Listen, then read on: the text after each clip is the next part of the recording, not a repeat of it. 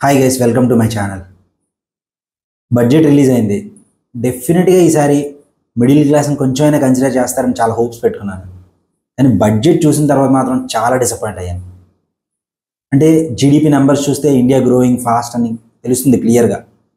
So India grow అవుతున్నప్పుడైనా సరే ఇన్ని రోజులు ట్యాక్సులు కట్టిన వాళ్ళని కొంచెం కన్సిడర్ చేస్తారేమో అనే హోప్. కానీ ఆ హోప్ మొత్తం చచ్చిపోయింది. ఇప్పుడు నేను 30% ట్యాక్స్ కట్టే బ్రాకెట్లో ఉన్నాను. యాక్చువల్గా నా శాలరీకి, నా శాలరీ ఎంత, నేను ఎవ్రీ ఇయర్ కట్టే ట్యాక్స్ ఎంత, ఇవన్నీ మళ్ళీ మాట్లాడతాను. నా డైలీ రొటీన్ ఒకసారి చెప్తాను. మార్నింగ్ లేచి 2 గ్లాసెస్ వాటర్ తాగుతాను.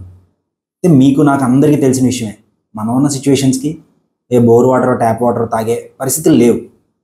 సో వాటర్ ప్యూరిఫైయర్, దానికి ఎవ్రీ 3 మంత్స్కి ఒకసారి ఫిల్టర్ మెయింటెనెన్స్, ఈ రెండింటిపైన 18% జిఎస్టీ కట్టాను. బ్రష్ చేయడానికి టూత్ బ్రష్, టూత్ పేస్ట్ రెండింటి మీద 18% జిఎస్టీ కట్టాను. ఏదో వాకింగ్కి వెళ్దాం లేదా ఏదో జిమ్కి వెళ్దాం షూస్ వేసుకుంటే ఆ షూస్ దాని మీద 18% జిఎస్టీ కట్టి కొనుక్కున్నాను. ఇంటికి వచ్చి న్యూస్ పేపర్ చూద్దామంటే న్యూస్ పేపర్ మీద కూడా నేను ఎవ్రీ మంత్ 12% జిఎస్టీ కడుతున్నాను. సో బ్రేక్ఫాస్ట్, అందులో తాగే టీ కాఫీల మీద 5% జిఎస్టీ అయిపోయింది. పిల్లల్ని స్కూల్కి రెడీ చేయాలి, వాళ్ళ క్లోత్స్, వాళ్ళ షూస్, వాళ్ళ బుక్స్, వాళ్ళ బ్యాగ్స్, వీటన్నిటి మీద కూడా 5 to 12% జిఎస్టీ కట్టి కొన్నవే. వాళ్ళు స్కూల్కి పంపించాను, నేను ఆఫీస్కి రెడీ అయ్యి ఆఫీస్కి వెళ్ళాలి. టూ అండ్ ఫ్రో నాది ఒక 20 కిలోమీటర్స్ వస్తుంది. నా బైక్ తీశాను, ఆ బైక్ మీద 18% జిఎస్టీ. వెళ్ళి పెట్రోల్ కొట్టించుకున్నాను, 200 రూపీస్ పెట్రోల్ కొట్టించుకున్నాను.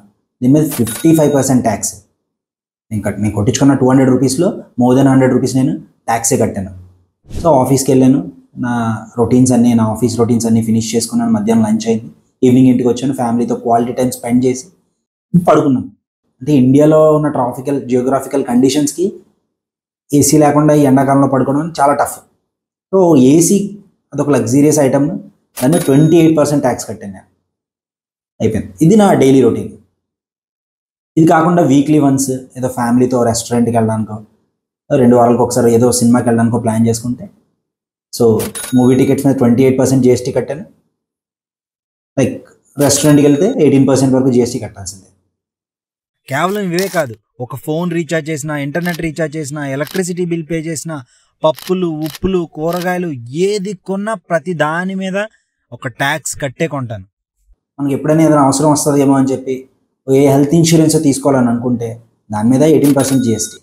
నేను లేకపోతే పిల్లలకి ఎలాగా, ఫ్యామిలీకి ఎలాగా అనే ఒక భయంతో మనం కట్టే ఆ టర్మ్ ఇన్సూరెన్స్ ఉంటుంది చూసారా, దాని మీద 18% జిఎస్టీ.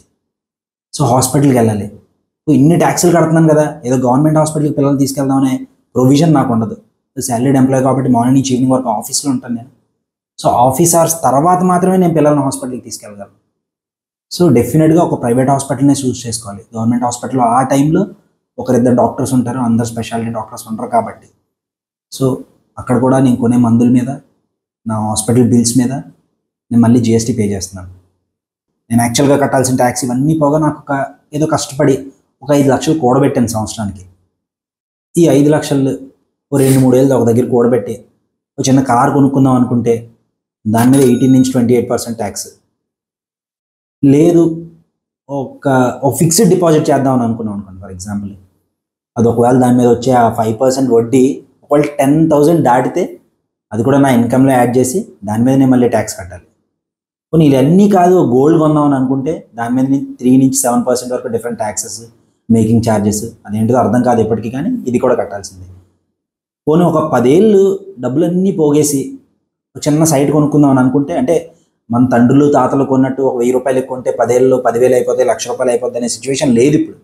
ఏదో ఒక సెక్యూరిటీ కోసం ఒక సాచురేషన్ పాయింట్కి వచ్చాము, ఇంకా రేట్లు విపరీతంగా పెరిగే స్కోప్ లేనప్పటికీ ఏదో ఒక సెక్యూరిటీ కోసం అని చెప్పి ఒక చిన్న సైట్ కొనుక్కుంటే దాని మీద స్టాంప్ డ్యూటీలోని రకరకాల ట్యాక్స్లు దాని మీద కూడా కట్టాలి.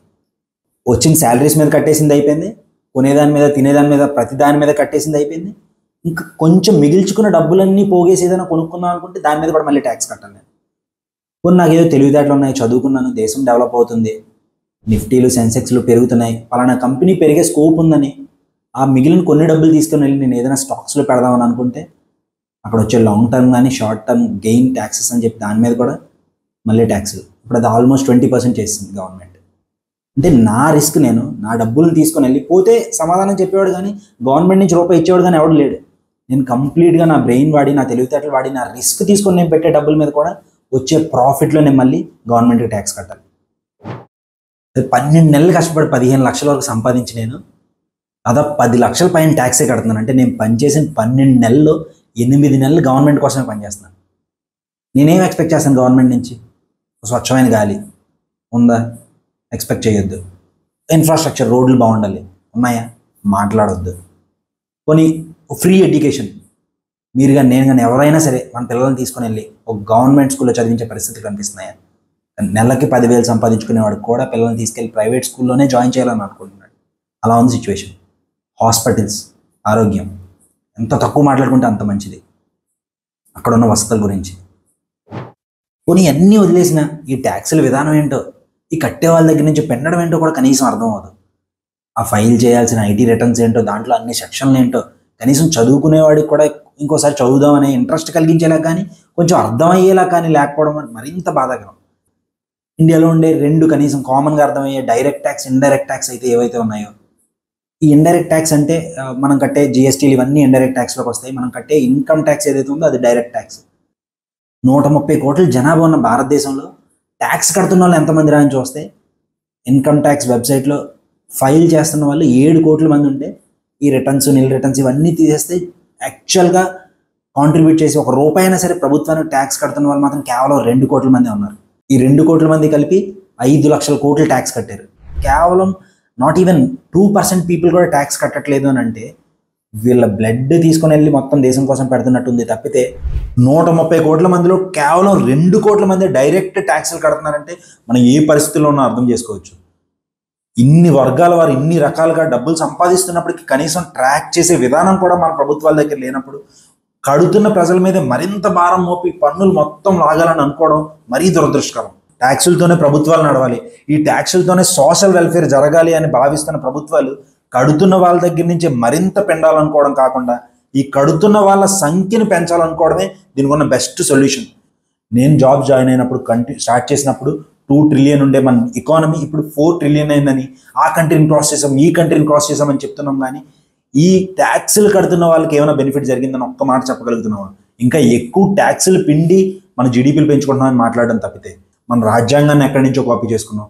అలాగే మనం ఈ ట్యాక్సులు స్లాబులు కూడా వేరే వేరే దేశాల నుంచి, వెస్ట్రన్ కంట్రీస్ నుంచి కాపీ చేసుకున్నప్పుడు అక్కడ ఉన్న విధానాలను ఎందుకు ఫాలో అవ్వలేకపోతున్నాం?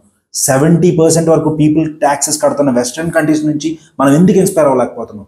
అంటే ఈ ఫ్రీబీస్ ఇవ్వడం కరెక్ట్ కాదని, ఈ సోషల్ అప్లిఫ్ట్మెంట్ కరెక్ట్ కాదని ఎవరు మాట్లాడరు. ఎస్, ఒక కంట్రీ యునైటెడ్గా గ్రో అవ్వాలంటే ఓన్లీ సంపాదించుకుంటున్న వాళ్ళు, వ్యాపారాలు చేసుకుంటున్న వాళ్ళు మాత్రమే ఎదిగితే సరిపోదు. కిందనున్న బిలో పావర్టీ లైన్ కూడా మనం పైకి తీసుకురావడానికి ట్రై చేయాలి. ఎస్, ఇది కరెక్టే, ఫ్రీబీస్ ఇవ్వడం వరకు ఇదంతా డిబేట్ పక్కన పెడితే మిగిలిన వర్గాల వారి దగ్గర నుంచి ట్యాక్స్లను కలెక్ట్ చేసే విధానం మొదలుపెట్టి ఈ కడుతున్న సంఖ్యను పెంచడానికి ట్రై చేయాలి తప్పితే ట్యాక్సులు కడుతున్న వాళ్ళ దగ్గర నుంచి ఇంకా ఎక్కువగా ట్యాక్సులు కలెక్ట్ చేయాలని అనుకోవడం మాత్రం చాలా దురదృష్టకరం.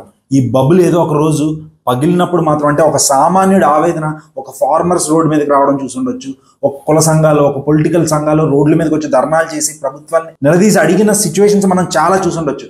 కానీ ఒక సగటు మధ్యతరగతి ఆవేదన ఎలా ఉంటుందో అంటే, నేను ఈరోజు ఈ బడ్జెట్ రిలీజ్ అయిన తర్వాత ఒక్కసారి ఆఫీస్లో ఏ డిబేట్ చూసినా అంటే ఇంకా జీవితాంతం ట్యాక్సులు కట్టి ప్రభుత్వాలని, గవర్నమెంట్ని పోషించడమైనా, భారతదేశాన్ని మనమే ముందుకు తీసుకెళ్లాలా? ఇంకా దేశంలో ఉన్న పొలిటీషియన్స్ కనీసం ఒక మధ్యతరగతి వాడికి, ఒక గవర్నమెంట్ స్కీమ్ కూడా ఎలిజిబుల్ కాని వాడికి మనం ఏం చేయగలుగుతామని ఆలోచించరా? సంపాదించే దాంట్లో కట్టాలి, తినే దాంట్లో కట్టాలి, కొనే దాంట్లో కట్టాలి, చివరికి అంతా పోగేసి ఒక 2 లక్షలు కూడబెట్టుకుంటే దాంట్లో వచ్చే ఫిక్స్డ్ డిపాజిట్ వడ్డీ మీద కూడా ట్యాక్స్ కట్టేవాడి జీవితం ఇంకెలా జీవితాంతం ట్యాక్సులు కడుతూనే ఉండాలా? ఆవేదన బద్దలైన రోజు, ఒక సామాన్యుడు ఈ ఆవేదనతో రోడ్డు ఎక్కిన రోజు ఎంతటి పెద్ద ప్రభుత్వం అయినా సరే నేల కూలిపోతుంది. ఆ రోజు కూడా చాలా దగ్గరలో ఉందని నాలాంటి వాళ్ళు ఎంతో మంది ఆవేదనని నేను పంచుకోవడానికి ఇంకొక ప్లాట్ఫామ్ లేక దీన్ని ఎంచుకున్నాను. ఇప్పటివరకు ఏ వీడియో షేర్ చేయమని నేను చెప్పలేదు, కానీ ఈ వీడియో మాక్సిమం పీపుల్కి షేర్ చేస్తారని ఆశిస్తూ థ్యాంక్స్ ఫర్ వాచింగ్.